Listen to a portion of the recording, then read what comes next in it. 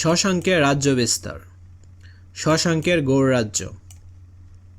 শশাঙ্ককে বাংলা অঞ্চলের প্রথম সাম্রাজ্যবাদী শাসক বলা হয়, কারণ নিজের রাজ্যের বাইরে উত্তর ভারতের দিকে সৈন্য পরিচালনার মাধ্যমে তিনি সাম্রাজ্যবাদের সূচনা করেছিলেন।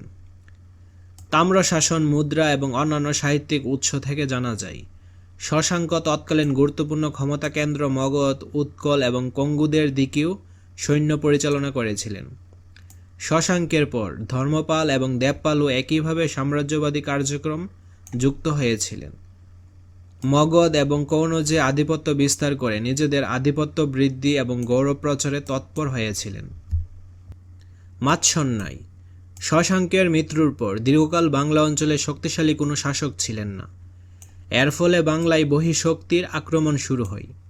বাংলার অভ্যন্তরে সামন্ত রাজারা একে অন্যকে হত্যা করে ক্ষমতা নিয়ন্ত্রণে লড়াইয়ে ব্যস্ত হয়ে ওঠেন। ফলে এক অরাজক পরিস্থিতির সৃষ্টি হয়, যা প্রায় 100 বছর চলমান ছিল। এটি ইতিহাসে মাৎসন্যায় নামে পরিচিত। পুকুরে বড় মাছ ছোট মাছকে গিলে ফেলার মতো বিশৃঙ্খল পরিস্থিতিকে বলা হয় মাৎসন্যায়। 8ম শতকের মধ্যভাগে এই অরাজকতার অবসান ঘটান গোপাল। কৈবর্ত বিদ্রোহ। দেবপালের মৃত্যুর পর পাল বংশের আধিপত্য ক্রমে কমতে থাকে। তাদের রাজ্যসীমাও হ্রাস পায়। এ সময় বাংলার উত্তরাংশে বরেন্দ্র এলাকায় কৈবর্তদের একটি বিদ্রোহ সংগঠিত হয়। কৈবর্তদের নেতা ছিলেন দীপক। তিনি একজন সামন্ত জমিদার ছিলেন। তার নেতৃত্বে পাল বংশীয় রাজা দ্বিতীয় মহিপালকে হত্যা করে বরেন্দ্র এলাকায় কৈবর্ত শাসন প্রতিষ্ঠিত হয়। বাংলার ইতিহাসে এই প্রথম রাজশক্তির বিরুদ্ধে সাধারণ মানুষকে অস্ত্র ধারণ করতে দেখা যায়।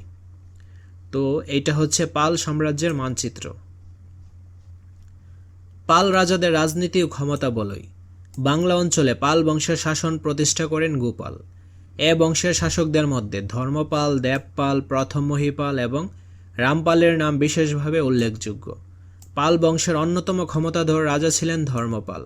তার রাজত্বকালে পাল বংশ এতই ক্ষমতাবান হয়ে ওঠে যে উত্তর ভারতের আধিপত্য প্রতিষ্ঠার জন্য তিনি দাক্ষিণাত্যের রাষ্ট্রকূট বংশ এবং রাজপুতনার গুর্জর প্রতিহার বংশের সঙ্গে দ্বন্দ্বে লিপ্ত হন।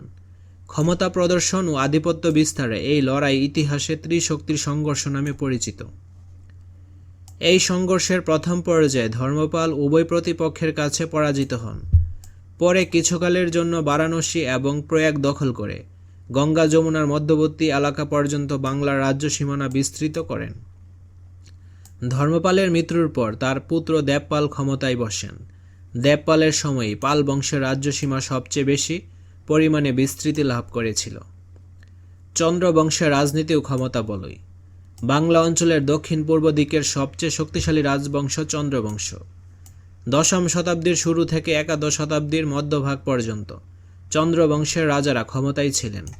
এই বংশের উল্লেখযোগ্য রাজা হলেন ত্রৈলোকচন্দ্র এবং শ্রীচন্দ্র।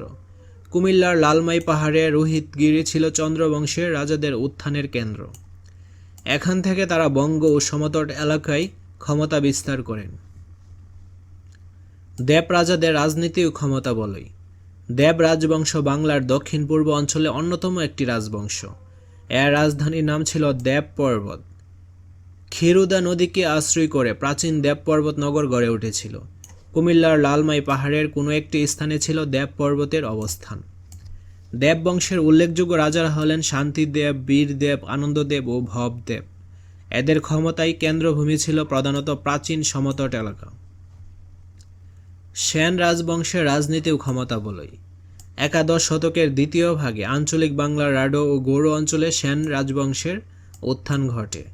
সেন রাজাদের আদি নিবাস ছিল দাক্ষিণাত্যের কর্ণাট। বরেন্দ্র পুনরুদ্ধারে যারা সৈন্য ও অস্ত্র দিয়ে রামপালকে সহায়তা করেছিলেন তাদের মধ্যে ছিলেন বিজয় সেন।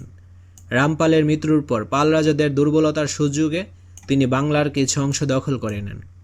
এভাবে তিনি বাংলার উত্তর পশ্চিম অংশে এবং দক্ষিণ পূর্ব অংশে রাজাদের পরাজিত করে এসব অঞ্চল দখল করে নেন। কামরূপ, কলিঙ্গ, মিথিলা আক্রমণ সহ নানান স্থানে বিজয় সেন যুদ্ধে লিপ্ত হন এবং ক্রমেই বাংলার সবটুকু অংশের উপর নিজের অধিকার প্রতিষ্ঠা করেন। বিজয় সেন বাংলার বিক্রমপুরে অর্থাৎ বর্তমান মুন্সিগঞ্জ সেন বংশের রাজধানী প্রতিষ্ঠা করেন।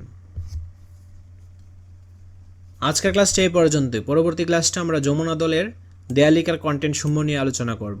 ধন্যবাদ সবাইকে।